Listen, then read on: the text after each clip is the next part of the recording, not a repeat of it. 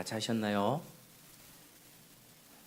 마가복음 6장 45절에서 56절까지 제가 쭉 봉독하겠습니다. 잘 따라오시면 됩니다. 예수께서 즉시 제자들을 재촉하사 자기가 무리를 보내는 동안에 배 타고 앞서 건너편 벳세다로 가게 하시고 무리를 작별하신 후에 기도하러 산으로 가시니라. 저물매 배는 바다 가운데 있고 예수께서는 홀로 무태 계시다가 바람이 거스름으로 제자들이 힘겹게 노젓는 것을 보시고 밤 사경쯤에 바다 위로 걸어서 그들에게 오사 지나가려고 하시매 제자들이 그가 바다 위로 걸어오심을 보고 유령인가 하여 소리 지르니 그들이 다 예수를 보고 놀람이라. 이에 예수께서 곧 그들에게 말씀하여 이르시되 안심하라 내니 두려워하지 말라 하시고 배에 올라 그들에게 가시니 바람이 그치는지라. 제자들이 마음에 심히 놀라니 이는 그들이 그 떡 대시던 일을 깨닫지 못하고 도리어 그 마음이 둔하여졌음이로라. 건너가 게네사렛 땅에 이르러 대고 배에서 내리니 사람들이 곧 예수이신 줄 알고 그 온 지방으로 달려 돌아다니며 예수께서 어디 계시다는 말을 듣는 대로 병든 자를 침상째로 메고 나오니 아무 때나 예수께서 들어가시는 지방이나 도시나 마을에서 병자를 시장에 두고 예수께 그의 옷가에라도 손을 대게 하시기를 간구하니 손을 대는 자는 다 성함을 얻으니라. 아멘. 이제 오늘 마가복음 6장 예수님께서 바다를 걸으시는 이 내용을 함께 이제 살펴보려고 하는데 우리 지난 시간의 내용을 우리가 잠시 살펴보겠습니다. 우리 지난 시간에 우리 예수님께서는 자신을 쫓아오는 무리를 보면서 그들을 참 불쌍히 여기셨습니다. 왜 그렇습니까? 참된 목자가 없었음을 보셨기 때문이죠. 그들을 목자 없는 양같이 보셨다 이렇게 말씀하고 있습니다. 지금 에어컨 좀 틀어주시죠. 좀 더운 것 같은데. 참된 목자가 없었음을 보시고 예수님 자신에게로 다가오는 그 사람들을 매우 긍휼히 여기셨습니다. 우리 한번 다시 따라하시겠습니다. 예수님은 우리를 긍휼히 여기십니다. 우리를 긍휼히 여기십니다. 우리를 매우 불쌍히 여기셨다는 말이죠. 그래서 그들에게 어떻게 하셨냐? 그들에게 하루 종일 하나님 나라에 관해서 말씀을 전하셨습니다. 그러니까 이제 말씀을 가르쳤다라고 하는 것은 영적인 진리를 전했다는 거죠. 하루 종일 목자 없이 쫓아오는 그들을 향해서 그들에게는 수많은 종교 지도자들과 그런 서기관들, 율법사들이 있었지만 그들에게는 진리가 없었습니다. 그래서 예수님은 그들을 가르치시고 종일토록 하나님 나라에 관해서 다 알리셨죠. 그리고 하루 종일 그렇게 하신 다음에 이제 저녁이 되니까 이제 배가 고플 것 아닙니까? 이제 배가 고픈 그 상황에서 보리떡 5개와 물고기 2마리로 남자만 몇 명 먹이셨죠? 남자만 5,000명. 이제 성경에 기록될 그 이제 당시의 문화는 남자 중심적인 남성 중심의 문화였기 때문에 보통 이제 여자와 아이들은 카운트하지 않고 남자만 5,000명이다 이렇게 기록하고 있습니다. 그러니까 이제 대략 우리가 추정해 봤을 때는 한 약 2만 명 정도가 된다라고 우리가 볼 수 있죠. 그러니까 이제 그 수많은 무리를 기적적으로 먹이셨던 것입니다. 왜죠? 예수님이 불쌍히 여기셔서 그의 하나님의 아들로서 그 능력과 기적을 통해서 그들을 다 먹여주신 것입니다. 그래서 예수님이 어떤 분인가가 확실하게 드러났죠. 예수님은 사람들에게 영적인 양식을 베풀어 주시고 또 육적인 양식을 주시는 참된 목자다라는 사실을 알게 된 것입니다. 우리 한번 따라하시겠습니다. 예수님은 참된 목자입니다. 시작. 예수님은 참된 목자입니다. 자, 그렇게 막 열광의 도가니였겠죠. 많은 사람들이 닭떡을 먹고 와 어떻게 이런 기적 가운데 우리가 이렇게 먹을 수 있는가. 그 당시 상황은 사람들이 먹고 살기 힘든 상황이었습니다. 로마의 식민지 그런 압제 속에서 먹고 살기 힘들고 늘 나라가 빼앗긴 채로 하나님이 보내주신다는 메시아는 어디가 계신가 늘 방황하면서 살던 그들에게 예수님은 마치 어떤 왕처럼 자신들을 구원해 줄 것 같고 자신들의 인생을 이렇게 다시 새롭게 하고 이스라엘을 독립을 이루어서 과거의 다윗과 솔로몬의 그 영광스러운 시절로 돌이킬 수 있는 그런 위대한 지도자가 나셨다라고 그렇게 생각을 했던 것이죠. 근데 거기 모인 많은 사람들이 예수님을 그렇게 여겼던 것입니다. 그래서 요한복음 6장에 보면 예수님이 그들에게 떡을 먹여주셨기 때문에 이제 배가 부른 거죠. 예수님을 쫓아가면 우리 배가 부르겠다. 우리 현세의 모든 문제를 해결해 주시겠다라고 열광하면서 예수님을 임금 삼으려고 했다라고 그렇게 기록하고 있습니다.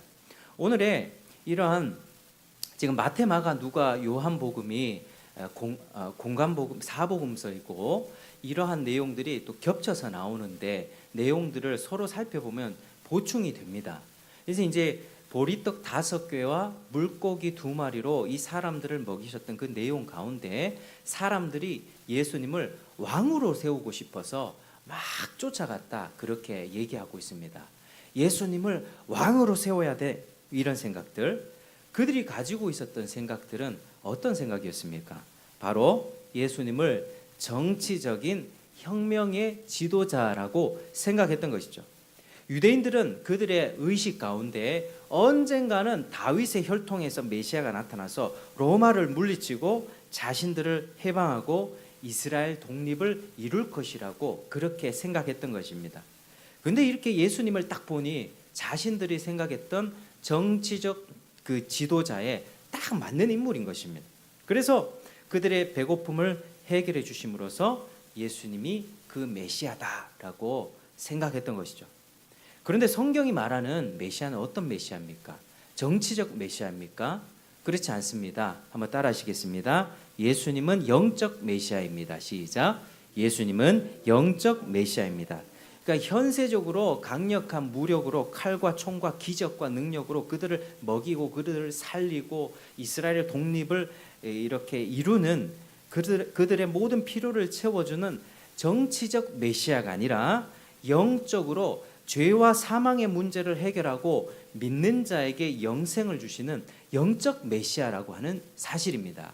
이게 성경에서부터 구약 때부터 계속해서 예언되어 왔던 예수님이 바로 그런 메시아다라고 하는 사실이죠. 근데 이 사람들은 지금 눈이 가려진 것입니다.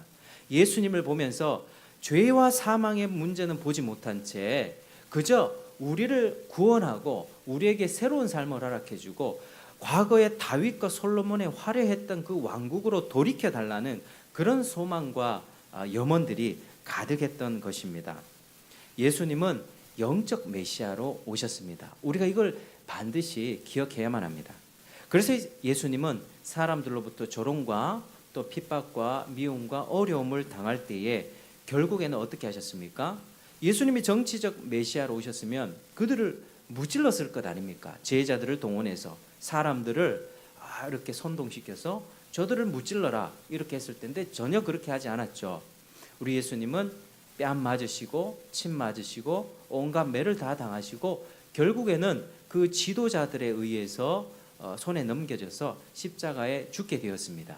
그게 예수님께서 하셨던 메시아 사역의 본질이죠. 십자가 사역. 그러니까 오늘날 우리 가운데에 사회 가운데에 해방신학이 있습니다.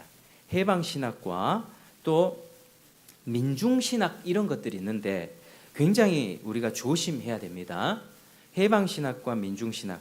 그러니까 예수님을 영적인 메시아로 보지 않고 예수님을 따라가면 이 세상이 공평해지고 정의로워질 거야 라고 하는 어떤 그러한 분위기로 이런 신학을 말하는 사람들이 있습니다. 현세의 평화를 가져다 주고 현세 천국을 이루려고 하는 그런 분으로 예수님을 본다는 것이죠. 해방신학, 민중신학.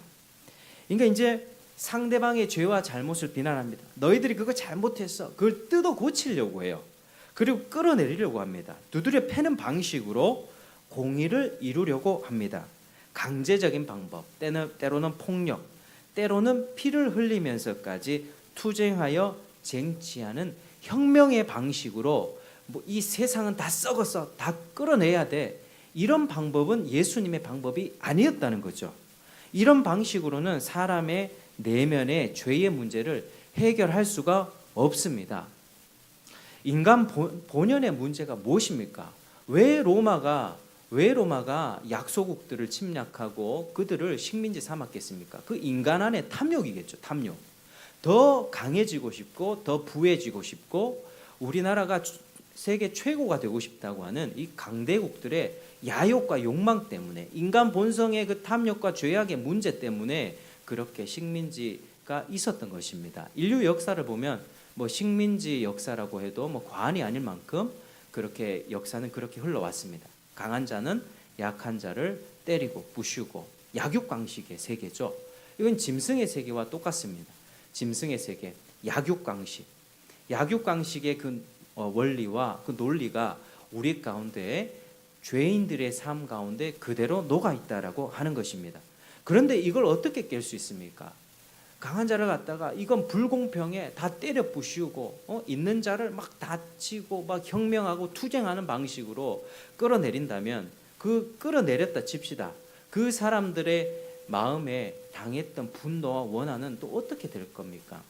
또 이게 피해 악순환이 일어나지 않겠습니까? 내가 당했던 것도 그대로 갚아줘야 돼요. 우리는 한 대 맞으면 두 대 갚아줘야 되는 게 우리의 본성입니다. 우리 죄악된 본성이라고요.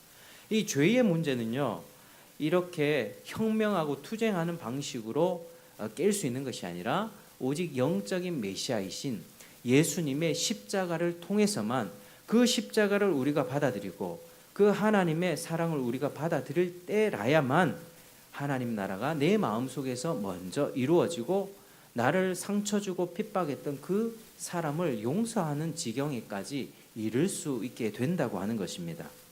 예수님이 현세적으로 피 흘림의 투쟁을 통해서 하나님 나라를 세우지 않았습니다.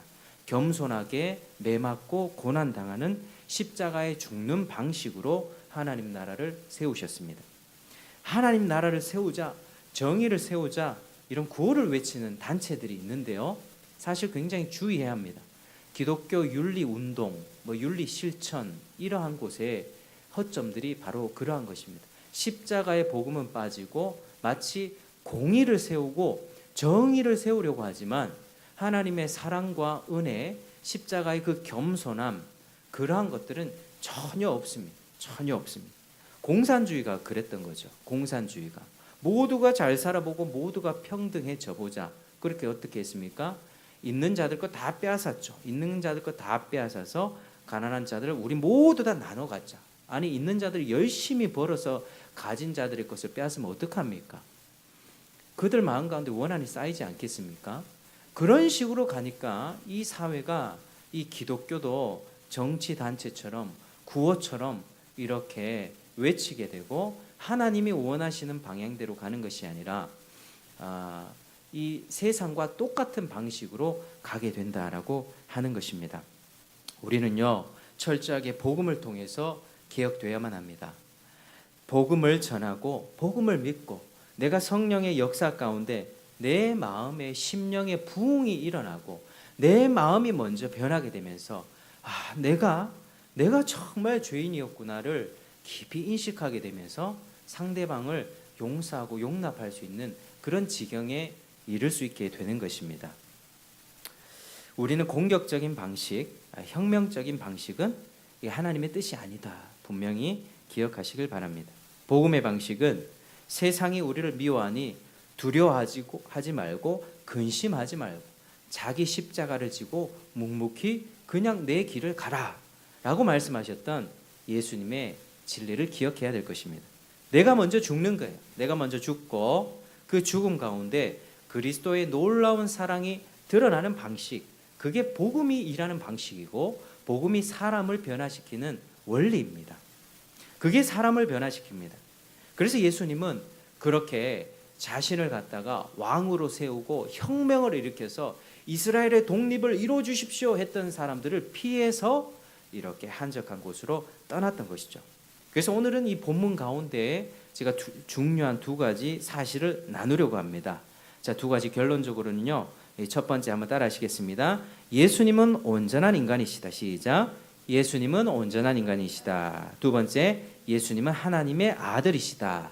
예수님의 하나님의 아들이시다. 이 두 가지를 오늘 말씀을 통해서 나누겠습니다. 자, 45절에 한번 보시면 45절 한번 같이 읽겠습니다. 자, 시작. 예수께서 즉시 제자들을 재촉하사 배 타고 앞서 건너편 베세다로 가게 하시고, 아멘. 무리들을 보내시고 제자들을 재촉해서 바다 건너편으로 보내셨죠. 그리고 예수님은 어디로 가셨습니까? 46절에 작별하신 후에 기도하러 산에 가셨다. 우리는 여기서 바로 예수님이 어떤 분인가를 알 수 있습니다. 예수님이 참으로 온전한 인간이라는 사실을 여기서 알 수 있습니다. 자, 떡 먹고 배부른 사람들이 열광을 합니다. 예수님, 당신이 지도자가 되어야 합니다. 당신이 왕이 되어야 됩니다. 막 추앙하고 따라올 때 이것은 성공과 함께 열광과 함께 오는 시험의 순간입니다. 사람들로부터 박수 많이 받아봤던 경험 있습니까? 갈채받고 높임 받을 때, 잘했다고 모두가 칭찬할 때 어떤 마음이 듭니까? 우쭐한 마음이 듭니다. 누구든 그렇습니다. 누구든. 그러니까 우리 아이들을 키울 때도 칭찬만 해서는 안 되는 것이죠. 칭찬만 하면 잘못해서는 이 아이가 베릴 수 있습니다. 그러니까 이 예수님을 막 높이는 거예요. 박수치고 갈채하며 주님, 당신이 왕이 되고 우리를 구원해 줘야 된다. 이런 성공과 열광의 도가니 속에서 교만이 틈탈 수 있는 상황이죠. 이 시험의 순간에서 예수님은 그 사람들을 싹 이제 흩어버리고 홀로 하나님과의 교제 시간을 가졌다. 그렇게 말씀하고 있는 것입니다. 그러니까 예수님이 완전한 인간으로 오셨습니다. 예수님 우리와 똑같은 인간이셨어요. 배고플 때 배고프셨고, 피곤하실 때 졸리셨고, 또 배에서 주무시고, 그렇게 힘들고 어려움 가운데 육체를 지닌 인간으로 사셨습니다. 그러나 죄는 없으셨죠. 예수님이 인간으로 오셔서 수많은 유혹과 시험을 또 어려움을 극복하고 메시아의 사역을 이룰 수 있었던 원동력은 바로 하나님과의 교제, 기도에 있었다 하는 것입니다. 기도는 무엇입니까?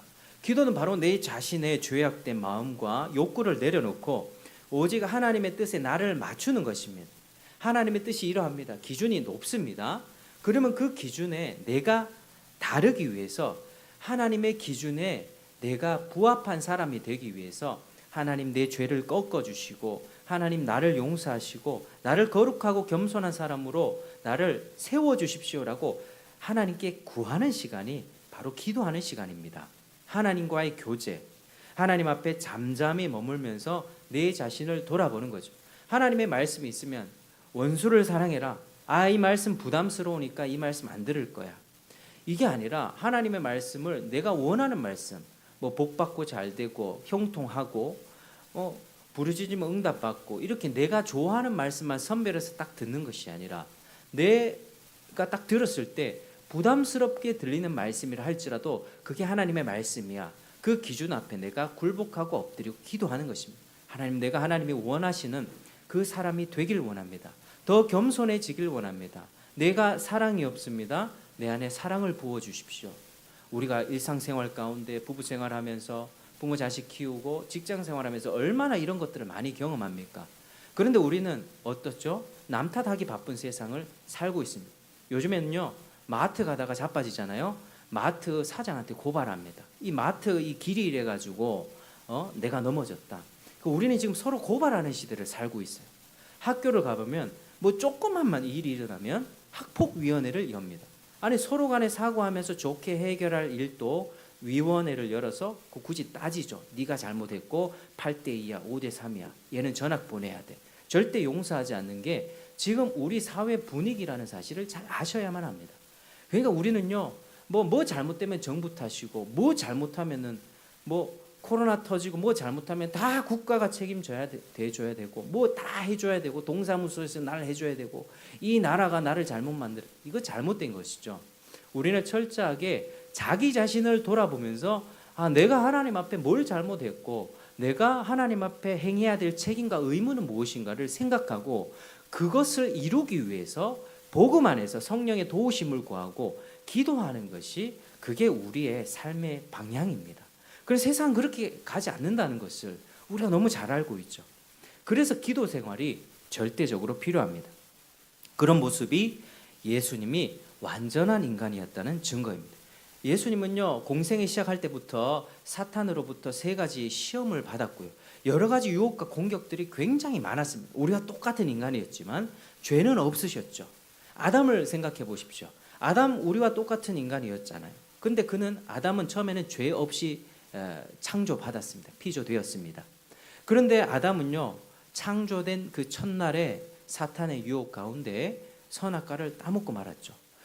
아담은 우리와 달랐어요. 우리는요, 나를 찌르고 나를 공격하는 사람이 있으면 돌려주고 싶어요. 패주고 싶어요. 때려주고 싶다니. 그대로 2배, 3배로 돌려주고 싶은 것이 우리 죄악된 본성이에요. 그러나 아담은 그렇지 않았다고요. 아담은요, 죄가 없이 태어났기 때문에 내가 원하면 하나님의 길을 선택할 수 있고 내가 원하면 사탄의 길을 선택할 수 있어요. 우리는 유혹이 오면 유혹을 이길 힘이 없어요. 본성적으로 죄를 갖고 태어나기 때문이에요. 내 자신의 이기적인 본성과 욕망으로 충만하기 때문에 이겨낼 수가 없다고요. 그런데 아담은 자기 선택이에요. 그게 자유의지입니다. 자유의지. 우리는 전적 타락한 존재이기 때문에 내가 하나님을 믿었어요. 내가 하나님께 기도했어요. 내가 전도했어요. 이게 자유의지라고 이야기할 수가 없는 거죠. 하나님으로부터 은혜를 받아 내 의지가 선하게 변하였기 때문에 선도 행할 수 있고 봉사도 할 수 있고 하나님 앞에 기도할 수 없던 그 사람이 하나님 앞에 10분, 20분, 1시간 머무르면서 기도할 수 있는 존재로 우리가 변화되는 것입니다. 그런데 아담은 그렇지 않았다고. 아담은 처음부터 완전한 자유의지 가운데 하나님 혹은 사탄을 선택할 수 있는 그런 선택권이 있었다라고 하는 거죠. 아담은 그러나 너무나도 쉽게 넘어져 버렸습니다. 근데 예수님은 어떻습니까? 예수님은 아담처럼 동일한 죄 없는 상태에서 태어나셨습니다. 예수님은 이 죄의 유혹 가운데 유혹을 받으셨어요. 그렇지만 이 유혹을 이기기 위해서 하나님과 교제하는 시간을 절대로 놓치지 않았다라고 하는 사실을 복음서에서 너무나도 말씀을 많이 하고 있습니다. 새벽녘에 일어나서 기도하셨죠. 중요한 일이 있을 때는 밤새 기도하셨죠. 또 피곤했을 때 또 기도하시고 예수님은 항상 기도하셨습니다. 그 예수님이 완전한 인간이라는 그 증거가 여기 있는 것입니다. 예수님이 모든 유혹을 물리치고 유혹에 빠지지 않을 수 있었던 이유는 바로 기도 때문이었죠. 우리 성도님들 어떻습니까? 우리 역시 마찬가지지 않습니까? 자주 넘어지고 시험과 유혹과 죄에 빠지는데 왜 이겨내지 못할까요? 왜 잘 넘어질까요? 잠잠하게 하나님 앞에 머물면서 기도하면서 좀 내 자신을 내려놓고 내 죄악된 본성을 쳐야 되는데 여전히 하나님의 그 뜻을 붙잡아야 되는데 죄악된 본성과 부패한 마음이 살아서 날뛰는 것을 왜 제어하지 못합니까? 왜 자꾸 넘어질까요? 그것은 하나님의 은혜가 우리 안에 충만히 머물지 못하기 때문입니다. 하나님 앞에 머물지 않기 때문입니다. 이미 하나님의 은혜는 이미 충만하게 부어졌습니다. 그러나 우리가 그 은혜를 붙잡고 있지 않기 때문이라는 거죠. 우리가 하나님 앞에 기도하며 성령의 도우심을 구하고 하나님의 은혜 가운데 내가 죄와 유혹을 이기고 순종하는 삶을 살겠다는 그런 강력한 결심과 결단과 그런 의지들이 우리에게 별로 있지 않기 때문입니다. 그래서 우리는 하나님께 더욱 은혜를 구해야만 합니다. 우리는 하나님 앞에 나아갈 때 나의 정직한 모습을 하나님 앞에 드러내 보이시고 자백하시길 바랍니다. 하나님, 나 이것밖에 되지 않습니다. 우리 괜찮습니다. 우리가 다 이렇게 멀쩡하게 살아가잖아요. 우리 속을 다 까보면요, 우리 살아온 삶의 걸음걸음들 다 자옥마다 죄뿐입니다. 죄뿐입니다. 우리 죄가 아니고서는 사람을 설명할 길이 없습니다. 그래서 우리가 서로 가운데 이렇게 있지만 하나님 앞에서는 하나님, 내가 이런 존재고요, 이런 죄를 지었고요, 나는 정말 하나님의 심판을 받아 마땅한 그런 존재입니다 라고 하는 사실을 하나님 앞에 정직하게 기도하는 여러분 되길 바랍니다. 그런 과정이 신앙생활입니다. 그게 영적인 투쟁이에요. 그래서 우리 가운데 기도가 회복되어질 때 하나님의 은혜를 충만히 받고 그 은혜 가운데에서 우리도 죄를 이기고 하나님의 뜻을 붙잡으며 거룩한 삶을 살아낼 수 있을 것입니다. 하나님이 우리에게 그런 은혜를 베풀어 주실 것입니다. 신앙생활에 기도가 없다는 것은요, 생명력이 없는 마치 환자와 같은 신앙이라 볼 수 있습니다. 기도가 없으면 악한 본성이 툭툭 튀어나오고 성령의 손에 붙잡히지 않습니다. 성령의 도우심으로 말씀을 붙잡고 죄를 버리고 순종하는 은혜가 있기를 축복합니다. 아멘. 크게 한번 해보실까요? 아멘. 아멘. 여러분들 정말 그런 은혜가 있길 바랍니다. 예수님은 그렇게 하나님과 교제하며 충만한 시간을 보내고 있었죠. 완전한 인간이라는 사실이 여기서 하나 드러났습니다. 이제 제자들은 어떻습니까? 이제 한편 제자들은, 자 48절 한번 살펴보시겠습니다. 48절 시작. 바람이 거스름으로 제자들이 힘겹게 노젓는 것을 보시고 밤 사경쯤에 바다 위로 걸어서 그들에게 오사 지나가려고 하시매. 아멘. 자, 제자들은요, 또 풍랑이 일어난 거예요. 배를 타고 가는데 지난번에도 풍랑 가운데 예수님과 함께 가면서 주여 우리를 선생님이여 우리를 왜 가만히 내버려 두십니까? 우리 살려주십니까? 이런 상황이 똑같이 또 일어나는 거예요. 이 가운데 그리고 시간은 밤 사경이라고 되어 있죠. 밤 사경. 그러니까 이제 낮 12시간, 밤 12시간, 12시간을 4로 나누면 이제 3시간이 되겠죠. 3, 4, 12. 저녁 6시부터 다음날 새벽까지가 밤으로 치면 사경은요, 4번째 시간입니다. 그러니까 4등분 했을 때 4번째니까 새벽 3시부터 6시까지가 밤 사경이에요. 사경, 지금 우리나라에서는 이제 네온산이 있고 가로등이 있어서 동트기 전에 밝죠. 밝은데요, 제가 예전에 케냐를 가봤을 때 거기는 뭐 등불이 전혀 없습니다. 3시, 4시 넘어가서 동트기 직전에 정말 깜깜해지더라고요. 바로 앞에 있는 물건이 보이지 않았습니다. 아, 이게 이런 거구나. 그러니까 밤하늘의 별빛이 굉장히 밝게 빛나고 그것에 의지하면서 이렇게 밤을 보내게 되는데, 동트기 전에는 정말 어둡더라고요. 그러니까 이게 동트기 직전 지금 밤 사경이라고 하는 것은 바로 앞에 있는 제자들이 타고 있지만 옆에 사람 또 분간이 안 되는 그런 상황이라고 하는 거죠. 그 상황에 고깃배를 타고 풍랑이 일어서 힘겹게 노를 젓고 있는 그 상황이다라고 하는 것입니다. 근데 여기서 힘겹게라고 하는 단어는요, 고통당하다, 시달리다라는 그런 표현입니다. 그러니까 지금 이 밤에 보이지도 않는데 풍랑이 일어나서 지금 노를 저으면서 앞으로 헤쳐나가려고 지금 이 제자들이 분투하고 있는 것이죠. 목숨의 위협을 받고 있는 것입니다. 바다 한가운데는요, 밤바다 굉장히 무섭습니다. 제가 바다 사람이라서 압니다. 밤바다에서 이렇게 우리 청년들이 뭐 이렇게 거기서 놀다가 바다에서 죽는 사람 굉장히 많아요. 이 바다는요 굉장히 무서운 곳이에요. 이게 밤에 보면 그 어두운 그 밤 사경에 바다 한가운데서 풍랑이 일었다. 이거는 목숨의 위협이 받는 상황입니다. 얼마나 두려웠겠습니까? 근데 예수님 무태에서 그들을 보신 거예요. 그리고 그들에게 가셨습니다. 어떻게 가셨습니까? 배를 타고 간 것이 아니라 바다 위를 건너서 가셨습니다. 우리 성도님들 이게 믿어지십니까? 바다 위를 걸었다. 이게 믿어지세요? 정말 믿어지십니까? 지난주에는 보리떡 5개, 물고기 2마리로 5,000명을 먹였다 하는데 진짜 성경이 맞아? 믿습니까? 믿어지십니까? 믿어지시는 분이 정말 축복받은 겁니다. 믿어지는 자에게 복이 있는 것입니다. 예수님이 인간이기도 하셨지만 이런 부분을 통해서 하나님의 아들이라는 사실을 드러내시는 거예요. 한번 따라 하시겠습니다. 예수님은 하나님의 아들입니다. 시작. 예수님은 하나님의 아들입니다. 하나님의 아들임으로 이런 기적은 당연히 일으킬 수 있는 거예요. 모든 피조물을 다스리시잖아요. 참새 한 마리 운명도 다스리시고 피조물의 법칙을 만드신 거예요. 이 중력의 법칙 누가 만드셨습니까? 우리 주님이 만드셨어요. 우리 주님은 이 법칙을 뛰어넘을 수 있는, 능가할 수 있는 하나님의 아들이라고 하는 사실이죠. 사람이 바다에 당연히 빠질 수밖에 없다는 그 자연 법칙을 뛰어넘는 것을 보여주신 것입니다. 내가 하나님의 아들이다. 이 본문을 통해서 예수님은 하나님과 철저히 기도하며 교제하였던 예수님은 하나님의 완전한 인간이다라고 하는 사실과 더불어 이러한 본문을 통해서 하나님의 아들이신 예수님을 증거하고 있는 것입니다. 예수님은 그러한 모습을 통해서 제자들에게 다가갔던 것이죠. 근데 제자들이 그 모습을 봤습니다. 근데 너무 깜깜했기 때문에 멀리서 보지는 못하고 가까이 다가왔을 때, 근처에 왔을 때 뭔가 움직이는 귀신이다, 유령이다 라고 하는 그 느낌으로 소리치게 된 것이죠. 모두들 놀라서 소리를 지릅니다.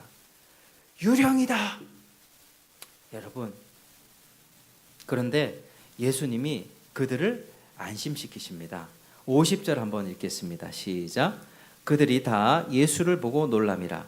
이에 예수께서 곧 그들에게 말씀하여 이르시되 안심하라, 내니 두려워하지 말라 하시고. 51절 시작. 배에 올라 그들에게 가시니 바람이 그치는지라 제자들이 마음에 심히 놀라니. 아멘. 참 놀랄 만한 일이죠. 우리 같아서도 놀랐을 것입니다. 그런데 마가는요, 그들이 놀란 것을 가지고 문제 제기합니다. 아니, 당연한 것 아니겠습니까? 당연히 놀랄 수 있잖아요. 그런데 이게 문제가 있다. 자, 52절 시작. 이는 그들이 그 떡 떼시던 일을 깨닫지 못하고 도리어 그 마음이 둔하여졌음 이러라. 아멘. 자, 오병이어의 기적 가운데 예수님의 신성, 예수님의 하나님의 아들 되심을 기억하지 못하고 깨닫지 못하고 마음이 둔해졌다. 여기서 둔해졌다라고 하는 뜻은 뭐냐면요, 완고하고 악하다는 뜻입니다. 단순히 모르는 거, 어린아이들은 모르잖아요. 어린아이 이게 뭐 똥인지 된장인지 뭐 압니까? 어린아이들은 분별력이 없어요. 그런 무지가 아니라요, 이것은 그들이 예수님의 기적을 경험했음에도 불구하고 예수님이 하나님의 아들이라는 사실을 다 잊어버리고 깨닫지 못하는 그 마음의 영적 무지함, 완고함, 악함을 지적하고 있다고 하는 거예요. 예수님의 그 능력을 보고서도, 그리고 물 위를 걷는 걸 보면서도 예수님의 하나님의 아들이라는 사실을 분명히 인식했다면 아멘 하고 받아들여야 됩니다. 예수님 오셨습니까? 라고 하는 것이 옳다라고 하는 거죠. 마가는 그래서 지적하고 있습니다. 제자들이 믿음이 지금 영적인 무지와 완악한 가운데 있다. 기적을 보고도 표적을 보고도 예수님이 누구인지 깨닫지 못한다는 것, 그것은요, 모르는 게 아니고요, 그것은 완고함인 것입니다. 우리 가운데 모르는 게 약이다 이 말이 있죠. 때로는 모르는 게 약이다. 그게 좋은 말일 수도 있습니다. 그러나 신앙생활은 어디로 가야 합니까? 따라하시겠습니다. 아는 것이 힘이다. 아는 것이 힘이다. 모르는 게 약이 아니에요. 많이 알기 위해서 힘써야만 합니다. 아는 게 힘입니다. 깨달아야만 합니다. 분명히 예수님의 기적을 보았다면 저분 보통 분이 아니야, 하나님의 아들이야, 분명히 알아야 되는 것이죠. 그런데 그들은 놀라고 있습니다. 저분이 누구시기에? 아니, 누굽니까? 하나님의 아들이죠. 여러분, 예수님의 말씀 드렸다면 예수님의 존재에 대해서 반드시 깨달아야만 합니다. 자주 들었는데도 예수님을 알지 못한다면 그것은 뭐냐면요, 그냥 내가 머리가 나빠서 이게 아니라요, 영적인 문제라고요. 영적인 완고함이라고. 말씀을 자주 들으면서도, 교회 예배당에서 자주 들으면서도 여전히 깨우쳐지지 않는 것은요, 그 다른 문제가 아니에요. 마음의 문제라고. 마음의 완고한 죄악의 문제입니다. 성도 여러분, 예수님이 누구인지 정말 보이십니까?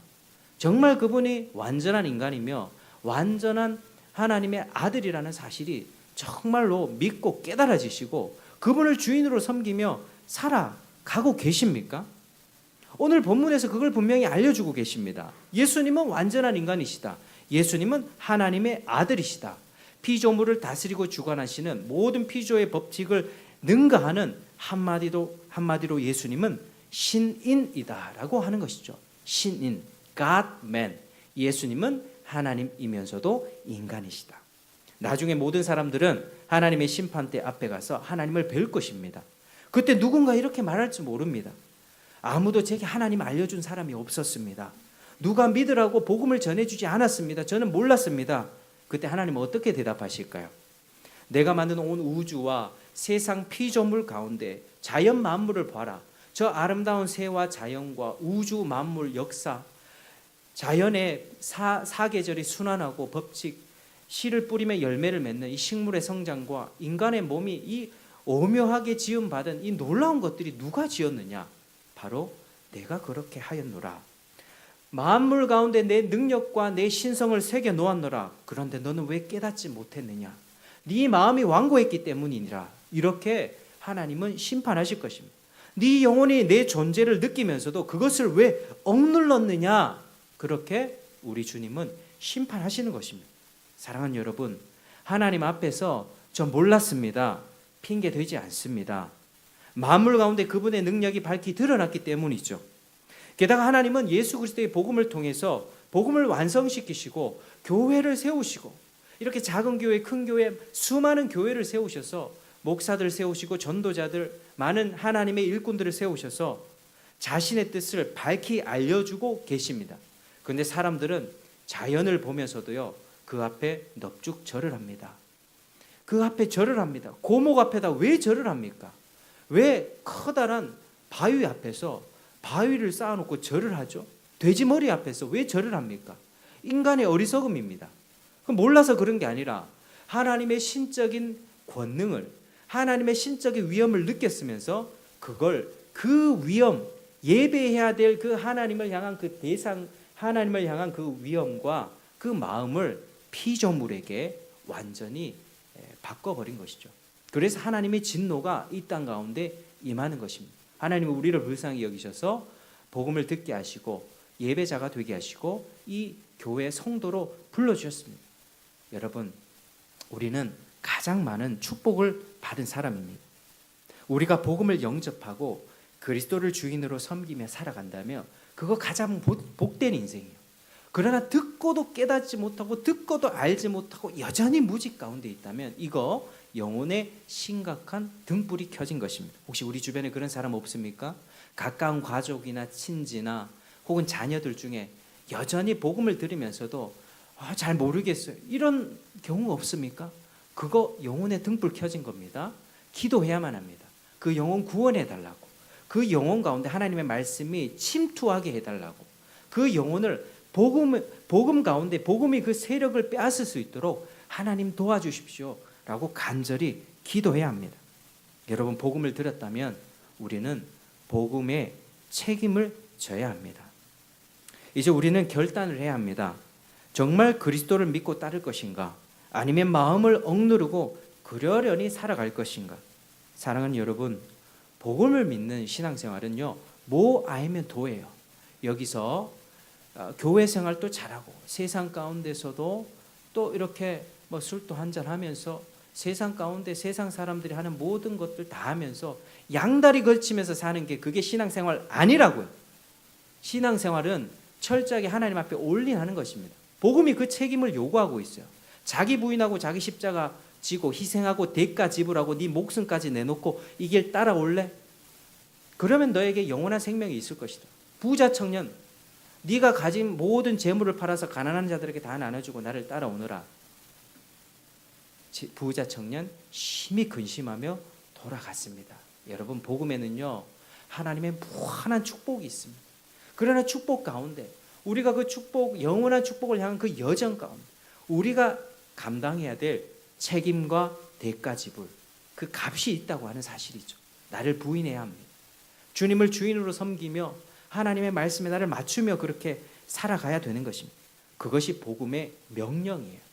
나도 좋고 너도 좋고 세상도 좋고, 이번 주는 교회 갔다가 다음 주는 소풍 갔다가 다음 주는 놀러 갔다가 다음 주는 시간이 있으니까 교회 오고, 이거 절대로 안 됩니다. 여러분, 하나님 앞에서, 하나님의 그 엄중한 심판 앞에서 지금 마음을 돌이키고 지금 마음을 붙잡으시길 바랍니다. 마음이 너무 안타까운 거예요. 전에도 믿지 않고, 저도 알거든요. 저의 삶을 되돌아봐도 죄악밖에 없습니다. 죄, 정말 많은 죄. 이 죄와 사망에서 어떻게 하겠습니까? 예수님 외에는 방법이 없다니까요. 복음이 주는 축복을 놓치지 마시기를 축복합니다. 무지라는 완고한 죄에서 벗어나십시오. 예수님은 완전한 인간이셨어요. 예수님은 하나님의 아들이십니다. 구세주라는 사실을 인정하고 그분께 인생을 맡겨드리는 여러분 되시기를 주의 이름으로 축복합니다. 기도하겠습니다. 하나님 아버지, 감사합니다. 오늘 이 본문을 통하여 예수님은 완전한 인간이시며 하나님의 아들이라는 사실을 배웠습니다. 하나님 복음 앞에 우리가 깨닫고 우리가 복음 앞에 굴복하길 원합니다. 복음을 듣고도 알지 못하고 하나님 깨우치지 못하는 영혼이 있다면 우리의 영혼 가운데 복음에 침투할 수 있도록 은총을 내려주시옵소서. 우리 마음이 변화되기 원합니다. 심령이 새로워져서 주님을 섬기고 주님을 주인으로 인정하며 하나님의 모든 말씀에 순종하며 살아가는 우리 인생 되게 축복하여 주옵소서. 예수님 이름으로 기도합니다. 아멘. 우리 찬송가 80장 부르시겠습니다. 찬송가 80장